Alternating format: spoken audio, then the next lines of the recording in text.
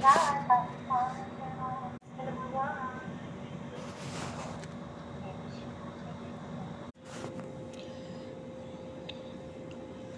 श्री राधे वर कृष्णचंद्र भगवान की जय।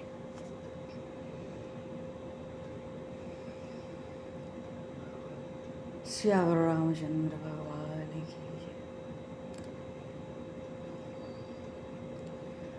श्री गौरी शंकर भगवान की जय। श्री बांके बिहारी लाल की जय। श्री वृंदावन प्रेम धाम की जय। श्री अयोध्या धाम की जय। सब संतन की जय, सब भक्तन की जय, समस्त वैष्णवन की जय, समस्त पूर्वाचार्य चरणन की जय,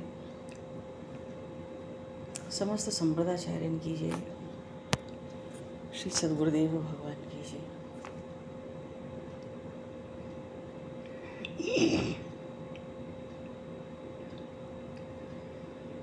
गंगा मैया की जय, जमुना मैया की जय, सरजू मैया की जय, गौ माता की जय, तुलसी माता की जय, पृथ्वी माता की जय, काशी महारानी की जय। जय जय श्री सीताराम, जय जय श्री राधे श्याम। नमः पार्वती पते, हर हर महादेव।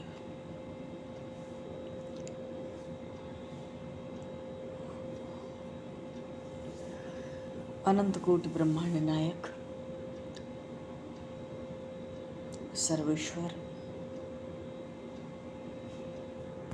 पूर्ण परात्पर ब्रह्म, असंख्य कल्याण गुणगण निलय, भक्तवांक्षा कल्पतरु, शरणागत वत्सल, भक्त वत्सल, दीन बंधु, दया सिंधु, भगवान श्री राधा माधव की असीम कृपा करुणा से शरणजी महाराज की परम पावन भावमय सन्निधि में, महापुरुषों की भावमय उपस्थिति में एवं आप सभी श्रद्धालु भक्त वैष्णवों की मंगल सन्निधि में मानव जीवन का सर्वोत्कृष्ट फल भगवत गुणगान, भगवत स्मरण का आनंद हम सभी भगवान श्री कृष्ण की दिव्य मधुर लीलाओं के माध्यम से प्राप्त करने जा रहे हैं। सर्वप्रथम आप सभी भक्तजनों के श्री चरणों में भगवत भाव से सादर वंदन, सादर नमन। आप सभी को यथा योग्य जय श्री राम, जय जय श्री राधे हरि शरण, जय श्री वंशी विभूषित करान् नवनीरदाभात् पीताम्बराधरुणबिम्बफलाधरोष्ठात्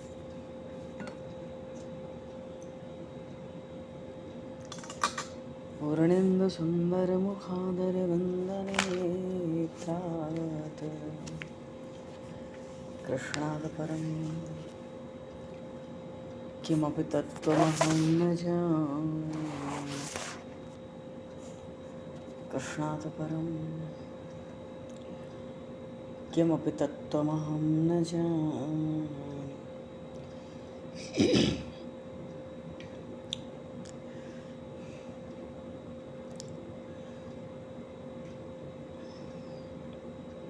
भगवान श्री कृष्ण का मथुरा में जो राजमहल है स्वर्ण का बना हुआ है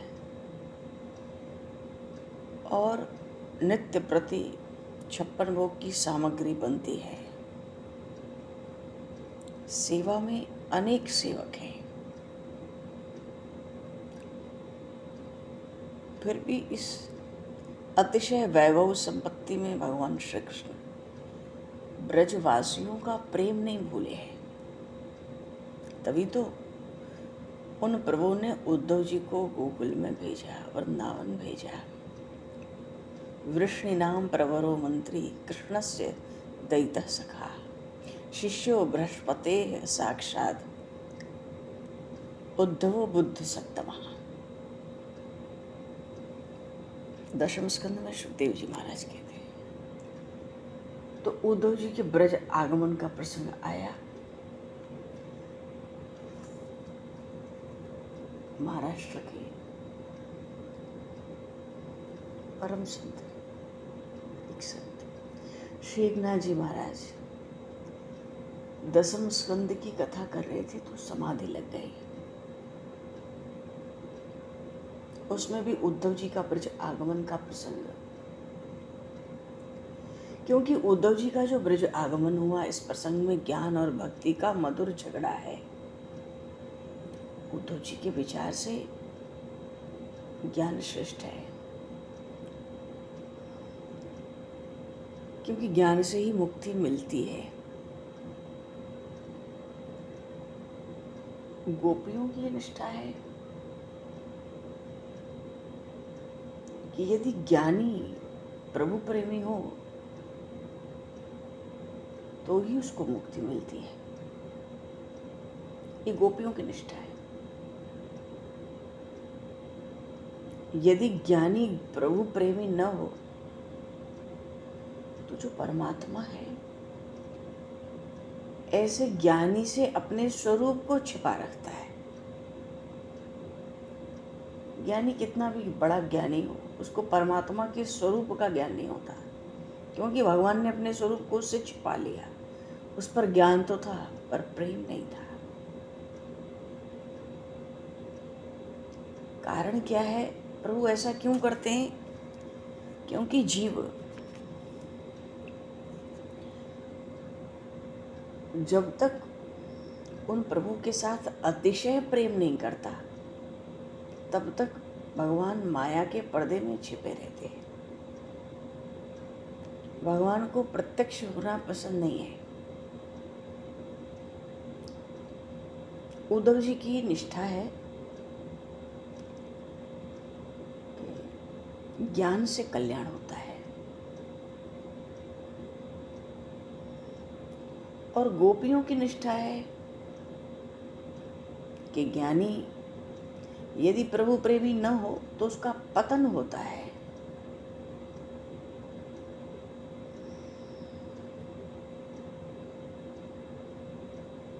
कुछ ज्ञानी जन ऐसे भी हैं, उनका अपमान हो जाए तो हृदय जलाते हैं, अपना हृदय उनका जलने लगता है। कुछ ज्ञानी ऐसे हैं, कोई हानि हो जाए तो उनका हृदय जलने लगता है। कुछ ज्ञानी ऐसे हैं जो परमात्मा की अपेक्षा जगत के पदार्थों से अधिक प्रेम करते हैं। तो इन सब परिस्थितियों में पतन की संभावना होती है। इसलिए दोनों की आवश्यकता है, ज्ञान को भक्ति की और भक्ति को ज्ञान की। दोनों में छोटा बड़ा कोई नहीं है, दोनों प्रधान है।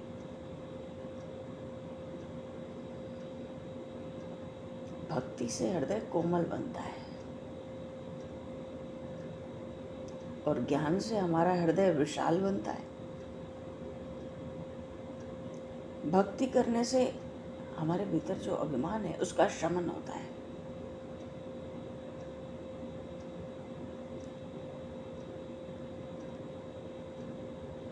तात्पर्य यह है कि बिना भक्ति के ज्ञान लंगड़ा है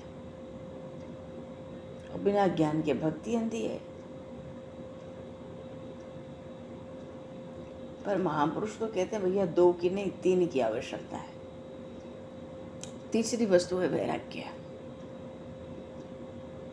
कोई मिठाई बनेगी, मिष्ठान्न, 3 वस्तुएं चाहिए। आटा भी चाहिए, घी भी चाहिए, चीनी भी चाहिए। परमात्मा तो रसमय है, रसो वैसा है। इसलिए भगवान के रसात्मक स्वरूप का सतत अनुभव होता रहे तो तीनों की आवश्यकता है, ज्ञान, भक्ति और वैराग्य।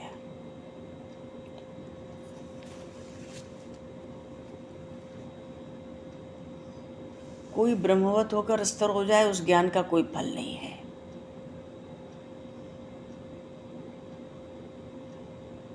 अब ब्रह्म विद्या तो प्राप्त हो गई और पीछे ब्रह्म में प्रेम न हो, प्रभु के प्रति प्रेम न जगे तो ज्ञान व्यर्थ हो जाता है।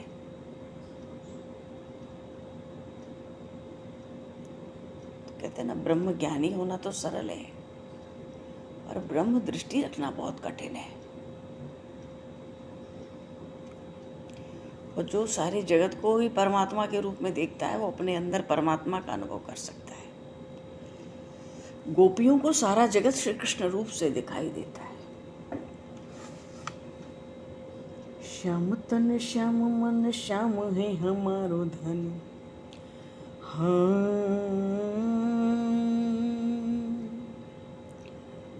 श्याम तन श्याम मन श्याम है हमारो धन, आठों याम ऊधो हम श्याम ही सो काम है, आठों याम ऊधो हम श्याम ही सो काम है। श्याम ही ये श्याम जी ये श्याम बिनु नाही ती, वो आधे की से लाकेरी आधार श्याम नाम है। श्याम गति श्याम मति श्याम ही है प्राणपति, श्याम सुखदाई सो भलाई शोभा धाम है। ओ ऊधो तुम भय बोरे, पाती लेके आए दौरे, वो जोग कहाँ राखे यहाँ रोम रोम श्याम है, जोग कहाँ राखे यहाँ रोम रोम श्याम है, जोग कहाँ राखे यहाँ रोम रोम रोम रोम श्याम है। इसलिए गोपियाँ प्रेम मूर्ति हैं। आए हैं उद्धव जी ब्रज वृंदावन में गोपियों का गुरु बनने के लिए, उनको समझाने के लिए। पर गोपियों का प्रेम देखने के बाद उनका अभिमान पानी पानी हो गया। एवं भक्ति सकल भुवने निक्षिता न श्रुतावा, किम शास्त्रौघै किमिह तपसा गोपिकाभ्यो नमोस्तुते।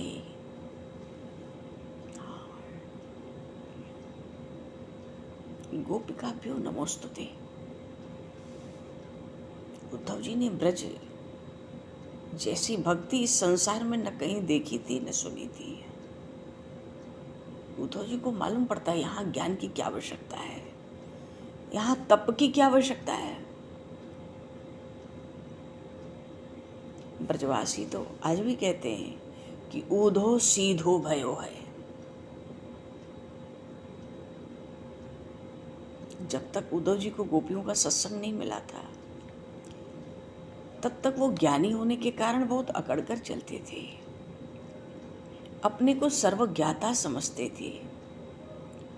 गोपियों के सत्संग से उनका अभिमान धीरे धीरे पिघल गया। आए थे गोपियों को समझाने कि तुम आंख बंद करो, निराकार का ध्यान करो। गोपियों ने भी कह दिया आप आंख बंद करने की कहते हो, हमारी दृष्टि जहां जाती है वहां वहां श्री कृष्ण नहीं दिखाई देते हैं।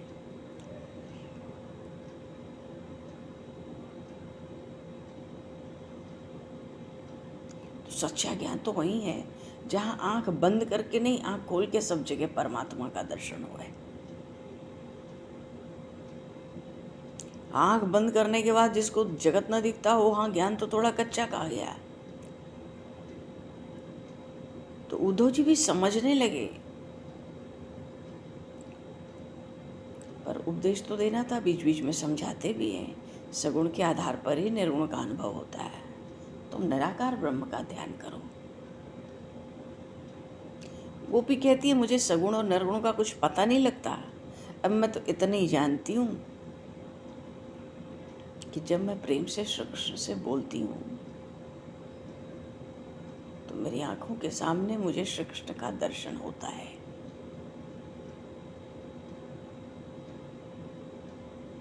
गोपियों ने उद्धव जी से कहा आपने ज्ञान की बात तो सुनाई, पर उस ज्ञान का असली स्वरूप आपने देखा नहीं। क्योंकि जो एक बार श्री कृष्ण को देख लेता है, जो एक बार श्री कृष्ण का दर्शन कर लेता है, वो उनको छोड़ ही नहीं सकता।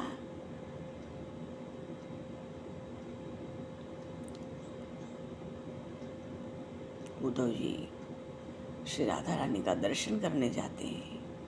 वो प्रसंग भ्रमर गीत का है। श्री राधा रानी से कहते हैं उद्धव जी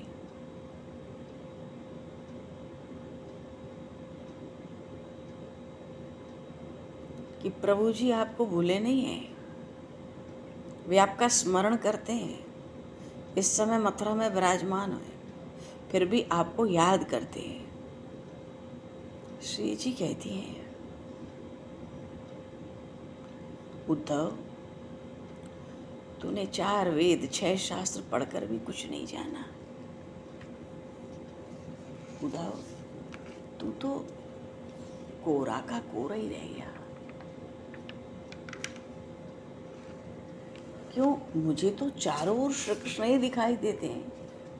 उद्धव जी ने कहा ना वो मथुरा में विराजमान है, तो मानो श्री जी ने संकेत में कह दिया तुझे श्री कृष्ण मथुरा में दिखते हैं, हमें तो चारों ओर श्री कृष्ण ही दिखाई देते हैं। मुझे सारा ब्रज श्री कृष्ण रूप दिखाई देता है। तो उद्धव ये बता, जिस ब्रह्म की तू व्याख्या करता है वो तेरा ब्रह्म तू कहता है कण कण में व्याप्त है, जो व्यापक ब्रह्म है उसे तू मथुरा में ही क्यों बंद रखता है? तू ये क्या बोल रहा है? श्री जी ने कहा है किम वदति, क्या बोल रहा है तू? श्री राधा रानी ने हाथ में बांसुरी ले ली। उस बांसुरी के अंदर से राधे गोविंद की ध्वनि निकली, गोपियों का नृत्य आरंभ हुआ और उद्धव जी को दिव्य लीला का दर्शन भी मिला। एक एक गोपी के साथ एक एक कृष्ण दिखाई दे रहे हैं। गोपियां कहती हैं उद्धव जी मेरे कृष्ण तो हमें छोड़कर कहीं गए ही नहीं, अब मथुरा में तुम्हारे कोई और कृष्ण होंगे।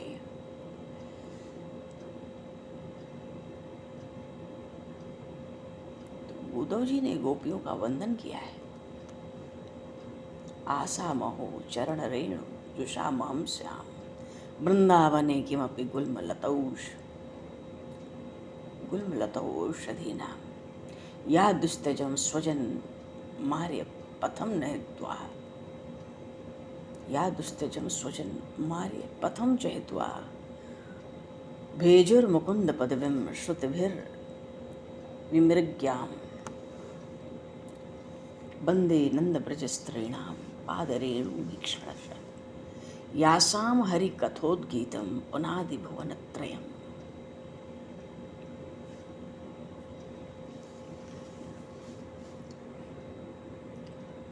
गोपियां अपने प्रेम को उद्धव जी के हृदय में प्रकाशित करने के लिए श्री कृष्ण के स्वरूप को, अपने प्रेम की बातें करती हैं, श्री कृष्ण की लीलाओं का चिंतन स्मरण करती हैं।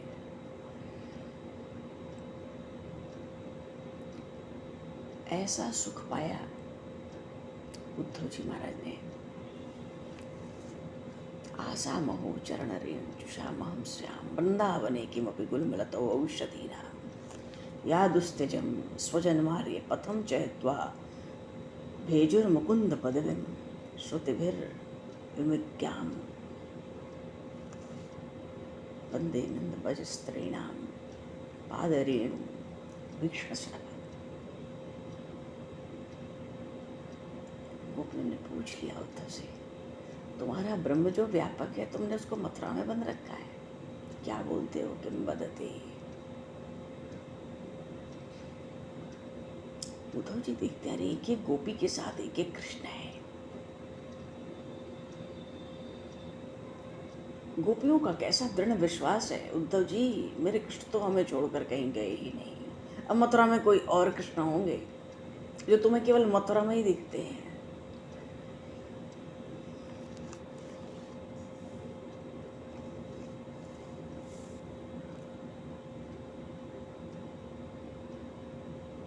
मनु गोपियां उद्धव जी को ये भी दिखाना चाहती हैं कि भक्ति से ही ज्ञान भी परिपूर्ण बनता है, भक्ति प्रेम से विहीन ज्ञान शुष्क होता है।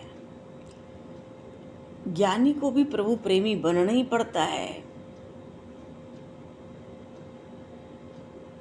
आए तो 2-4 दिन के लिए थे ब्रज में उद्धव जी, पर 4 महीने रह गए। उनको इच्छा ही नहीं होती मथुरा जाने की। वो तो गए कब, जब श्री जी की आज्ञा हुई जाने की, तब गए। कहाँ जा रहे थे? तो अपने प्रेम उद्धव जी को जाकर के प्रभु को लाना भी तो देना है कि आपने गोपियों के प्रेम को ठुकराया है। सुंदरकांड के प्रसंग में श्री हनुमान जी महाराज से प्रभु श्री राम ने पूछा, लंका में वैदेही अपने प्राणों की रक्षा कैसे करती है? हनुमान जी ने कुछ सुनाया हाल समाचार और पीछे कह दिया, प्रभु से सबके बीच में, बिन पूछे भल दीन दयाला।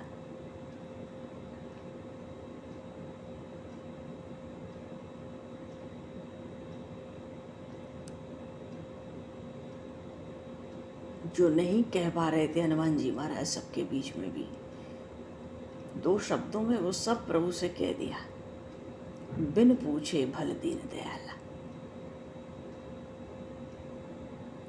दोनों बातें प्रभु उनका हालचाल ना पूछने में ही भलाई है। बिन पूछे भल, हनुमान जी कह रहे हैं दीन दयाला, हे दीन दयालु प्रभु। तो मानो आपको दीनों पर इतनी दया आती है, आप तो मत ही पूछो। हनुमान जी जब अशोक वाटिका में श्री जानकी मैया का दर्शन किए, हनुमान जी को बहुत दुख हुआ। क्यों? देखी जानकी दीन। श्री वैदेही को, विदेह राजतनिया को दीन अवस्था में देख के हनुमान जी का हृदय फट गया।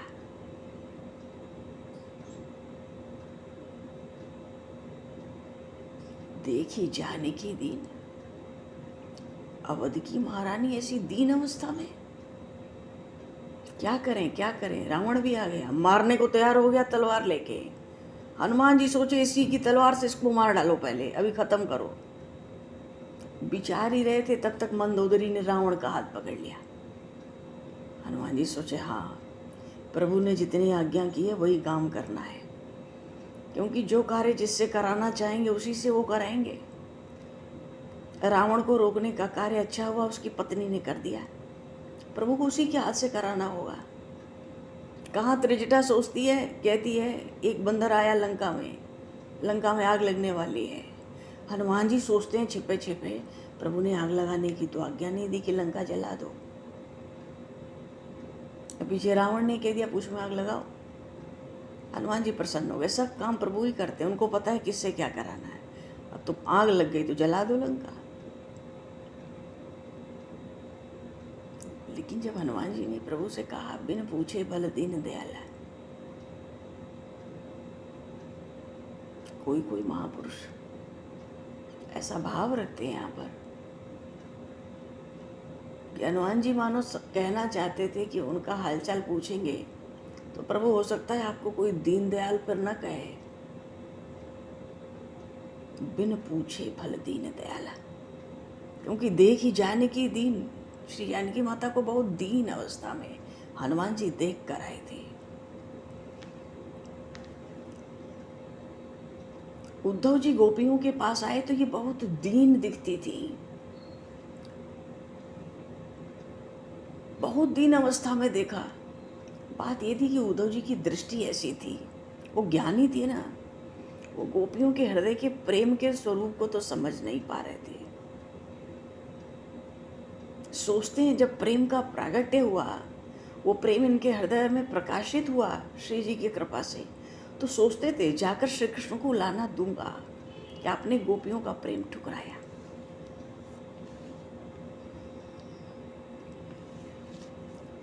तो आए तो 2-4 दिन के लिए थे, पर रहे 4 महीने। कहीं कहीं प्रसंग आता है 8 महीने बाद उद्धव जी लौटे, और प्राय देखने में आता है 4 महीने। श्री एकनाथ जी महाराज को तो इस प्रसंग में समाधि लग जाती थी, इस ज्ञान भक्ति के झगड़े के प्रसंग में। तो 4 महीने उद्धव जी क्या किए? अरे भाई 4 महीने ज्ञान की बात थोड़ी हो सकती है ब्रज में, 4 दिन भी नहीं हो पाएगी। तो उद्धव जी क्या कर रहे थे वहाँ? गोपियों के साथ रहकर श्री कृष्ण की लीलाओं का श्रवण कर रहे थे और गोपियों के प्रेम को, उस प्रेम के स्वरूप को देख रहे थे, समझ रहे थे। उस प्रेम को देखने के बाद उनकी इच्छा नहीं होती थी मथुरा लौटने की। तो 4 महीने ये गोपियाँ उद्धव जी से बात करती रहीं, कोई आपस में बात करती तो भी उद्धव जी सुनते, उद्धव जी से बात करती तो उद्धव जी को उत्तर भी देना पड़ता है। एक सखी बोलती है उद्धव जी के समक्ष, अब सखी कौन है?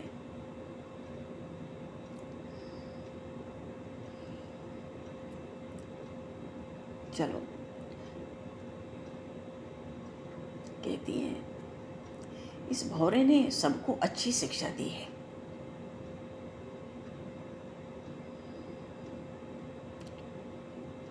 उद्धव जी आए हैं ना योग का, निर्गुण का ज्ञान लेकर, अच्छी शिक्षा दी है। क्यों? इसके मन में जल को मथने से घी प्राप्त करने की आशा है। तो जो भाई जल मथ के घी पाना चाहे उसी को ये शिक्षा अच्छी लगेगी। मानो शिक्षा तो सारहीन है, पर भैया बात बात में गोपियों के बीच में कुब्जा की बात है। वो तो कहती है उद्धव से, हमने कन्हैया की और कुब्जा की सारी बात समझ ली है, अब इस उद्धव से क्या पूछना है? ये तो खुद उनका सखा है, ये भी मिला हुआ है, सब जानता है, ये स्वयं लेकर के जाता है।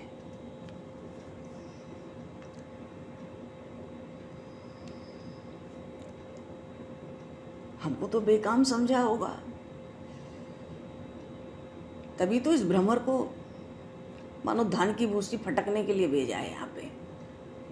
धान की भूसी क्या है? अरे ज्ञान तो गोपियों की दृष्टि में निस्सार है। और जब वो ब्रज में थे, उद्धव तुम एक बार उन नंदनंदन की तिरछी चाल देख लेते तो तुम्हें कुछ और शिक्षा मिली होती है। वो ब्रजनाथ हमारे हाथ से तो निकल ही गए, हमारे घर से भी निकल ही गए,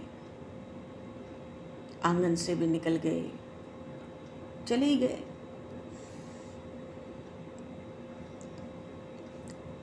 तो ये जो सूखे ज्ञान का उपदेश तुमसे कहला भेजा है ना उन्होंने, मानो अब हमारे मन से भी चले जाना चाहते हैं, इसीलिए तो हमारे मन में ये ज्ञान भरने को तुम्हें सिखा दिया है।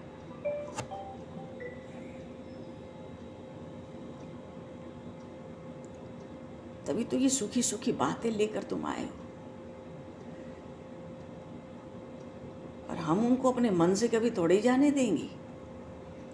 एक गोपी का मन खिन्न हो गया,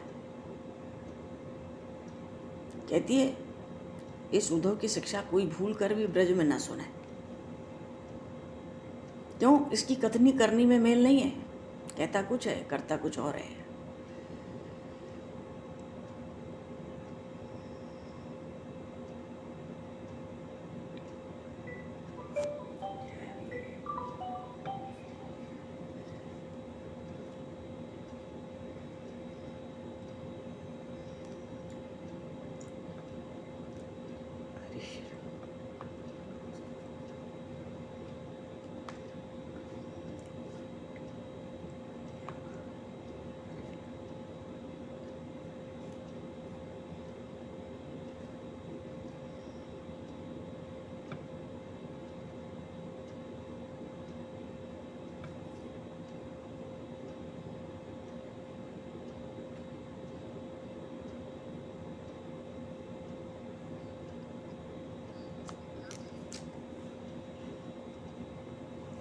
श्री राधे, आवाज आ रही है? जी। तो गोपियाँ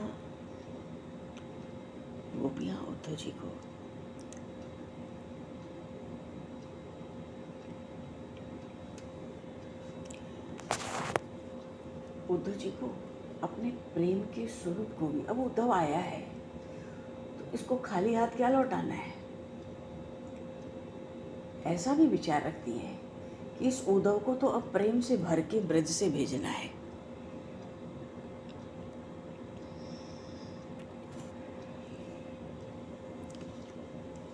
और उद्धव जी के आनंद की सीमा नहीं रहती थी, क्योंकि भगवान श्री कृष्ण की ये लीलाएं, ये प्रेम के चरित्र तो उन्होंने कभी देखे नहीं थे। और गोपियों का जो उल्हाना होता है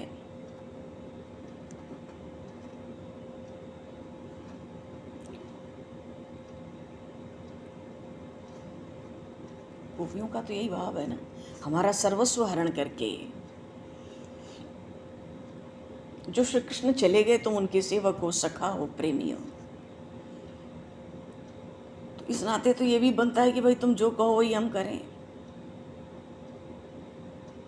और फिर कोई अतिथि आवे कुछ उपदेश दे तो भी आदर से सुनना ही चाहिए।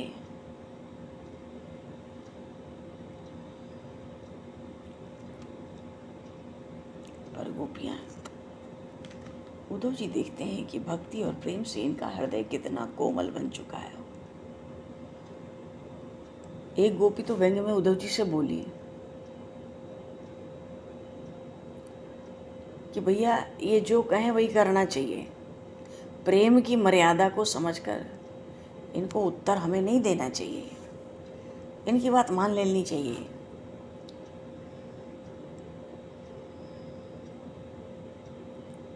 क्यों मथुरा में गए श्याम सुंदर? तो जाके मथुरा में जो कमाई किए हैं आज तक, तो अपने कमाई के धन को इस उद्धव के रूप में ब्रज में उन्होंने भेजा है। तो भैया आदर पूर्वक सिर पर चढ़ाकर श्री कृष्ण के भेजे हुए इस धन को स्वीकार करो। ये जो सुना रहे हैं, अब श्याम सुंदर मथुरा में यही कमाई कर रहे हैं। ये जो सुना रहे हैं भैया, उनका सुंदर यश कान से सुनो। यश क्या है कि कुब्जा के साथ रहते हैं। धन का क्या बड़ा तगड़ा व्यंग किया उस गोपी ने उद्धव जी को। कहती है उद्धव जी से, गोपियों से कह रही है उद्धव जी को कटाक्ष करके, श्याम सुंदर की कमाई है ये निर्गुण ब्रह्म का उपदेश, तो भाई इसको हमें धारण करना चाहिए। और श्याम सुंदर का बड़ा सुंदर यश है, उसको कान से सुनकर उस यश को कान से सुनकर हमको आनंदित होना चाहिए।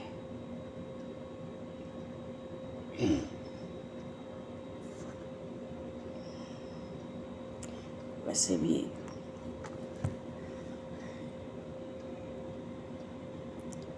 मानो गोपियां सोचती हैं अब तो निर्गुण का ध्यान करो, अगर श्री कृष्ण का कभी ध्यान आ जाए तो अब तो हमें भी लगता है उन श्री कृष्ण और कुब्जा का ही यश हमको सुनना पड़ेगा।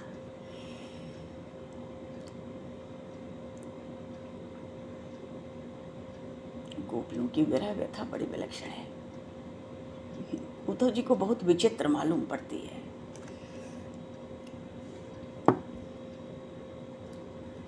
ये मिली है खबर घर से निकले है श्याम, ये मिली है खबर घर से निकले है श्याम, अब न जाने कहाँ किसके घर जाएंगे, अब न जाने कहाँ किसके घर जाएंगे। 4 दिन जिंदगी के गुजर जाएंगे, है वफा तो वो शाम मेरे घर आएंगे, और बेवफा है तो कब जाके घर जाएंगे, बेवफा है तो कब जाके घर जाएंगे।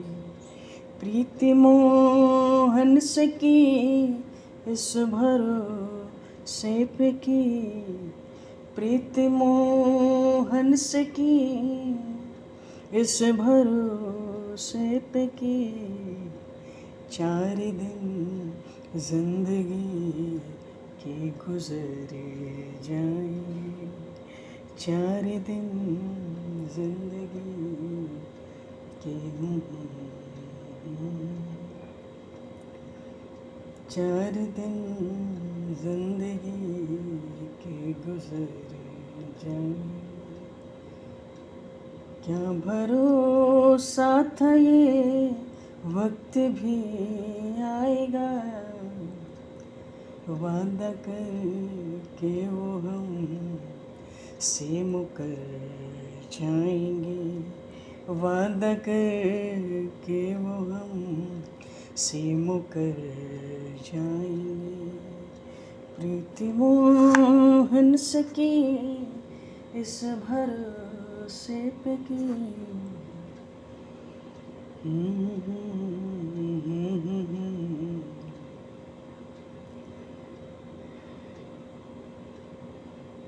दूसरी सखी बोली,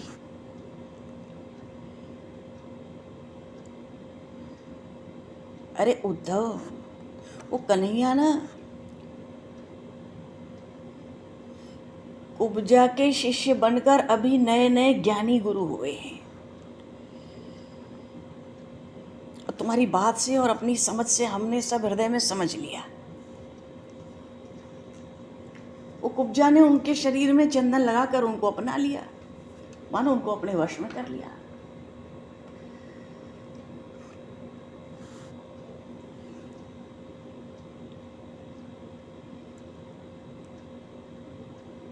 और फिर ऐसी ही अप्रिय खबर उड़ फैली।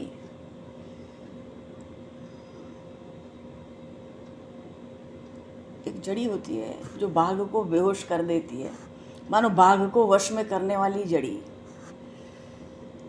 उस जड़ी को सुंघा दो बाघ को तो बाघ वश में हो जाता है। तो ये कुब्जा भी चंदन के रूप में जो जड़ी है ना, वही सुंघा कर खेल ही खेल में किसी के वश में ना आने वाले वो योगीराज को भी वश में कर लिया उसने। और ब्रज में तो बसकर हम ग्वालिनों के साथ उन्होंने रास विलास किया। सुनो तो, तुम भी सुनो।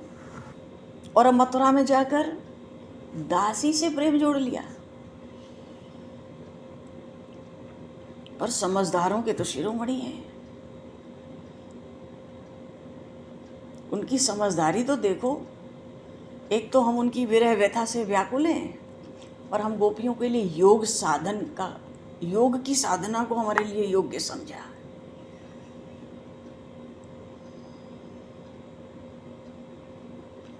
देखो उद्धव, तुम्हें कहना तो कुछ और होगा, पर तुम आवेश में आते हो ना तो कहते तुम कुछ और हो, इसलिए अब तुम चुप रहो।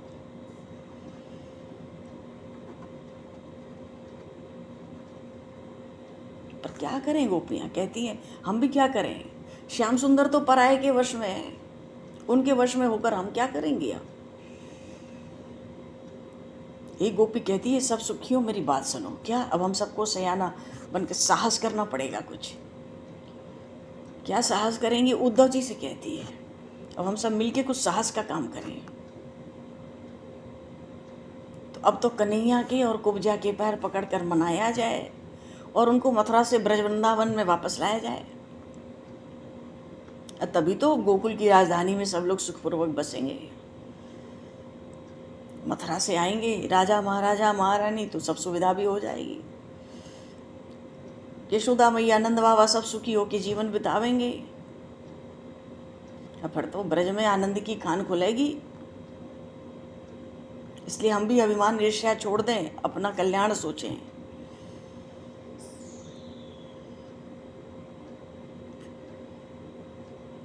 और यहाँ आके कुब्जा के संग रहेंगे भी तो दूसरे चौथे उनके दर्शन तो हो ही जाया करेंगे। ये भी तो महान लाभ है। यो कुब्जा पहले दासी थी कंस की तो क्या हुआ, पहले वो कुब्जा बड़ी कुरूप थी तो क्या हुआ।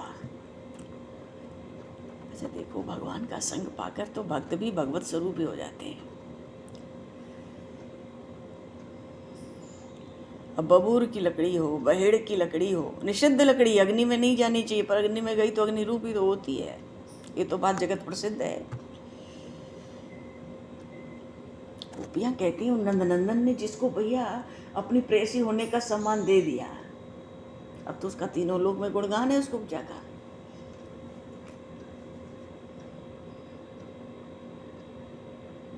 ये कहती सखी तू बड़ी अच्छी बात कही है, हम सबके मन को प्रिय लगने वाली बात है। प्रेम की रीति तो जगत प्रसिद्ध है ही भाई। जिससे प्रेम करें, अगर वो किसी को पसंद करता है, प्रेम करता है, तो उससे भी तो प्रेम करना ही पड़ता है। अब कोई सोचे हम तो हृदय में भगवान शंकर की मूर्ति का ध्यान करें, गोपी कह रही है भगवान शंकर की मूर्ति का हृदय में ध्यान करना है तो भैया आभूषण जो सर्प है उसका ध्यान तो करना पड़ेगा। चिता की राख लगा रखे भस्म, उसका भी ध्यान करना पड़ेगा। गले में जो हलाहल विष है उसका भी तो ध्यान करना पड़ेगा।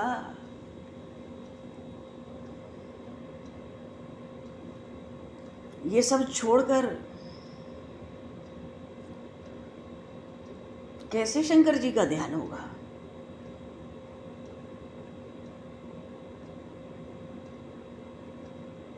अब भाई कोई पशु है, उसकी पूंछ से तो हम प्रेम करें और सिंह से विरोध करें, क्यों? कुब्जा तो सिंह की तरह टेढ़ी है ना, और हमारे श्याम सुंदर पूंछ की तरह सीधे सीधे काटते हैं।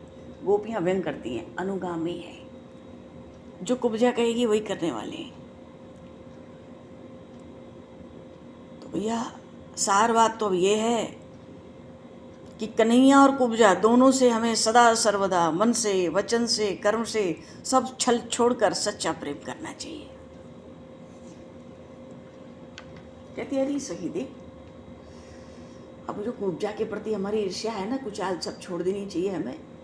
सारी बिगड़ी बात सुधर जाएगी, अभी भी समय है। ये उद्धव आए हैं ना, इन्हीं को आगे करके अब हमको भी शुभ दिन देखना चाहिए। श्री कृष्ण को कुब्जा को मना के यहाँ लाओ, और नहीं तो इन्हीं के साथ मथुरा चला जाए, दोनों को हाथ पैर जोड़ के निहोरा करके चिरौरी विनती करके यहाँ लाया जाए।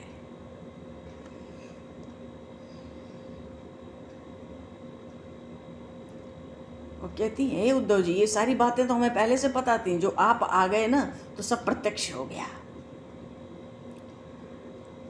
क्यों? कुब्जा की ओर से ललकार के ऐसा संदेश लाए हो मानो कुब्जा हम लोगों को ललकारती हो।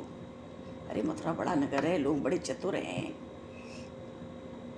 उतने बड़े नंदनंदन श्याम सुंदर को जाते ही पढ़ा दिया, पक्का कर लिया, उनकी रहनी भी समझ ली, उनकी करनी भी मान ली।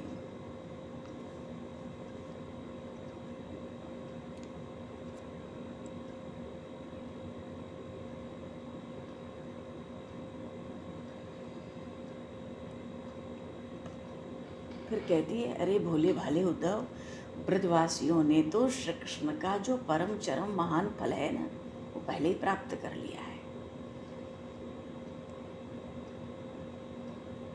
जिसके साधन का उपदेश देने आप आए हो। कोई कोई कहती है, उद्धव तुम्हें अभी भी समझ नहीं आता कि नंदनंदन तुमको यहाँ किस लिए भेजे हैं?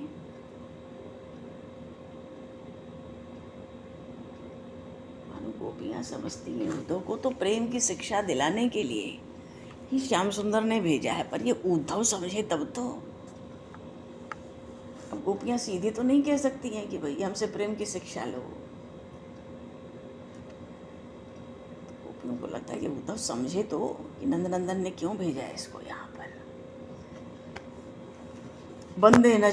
वंदे नंद ब्रज स्त्रीणाम पादरेणु अभीक्षणसः यासाम हरिर कथा गीतम पुनाति भुवनत्रयम्।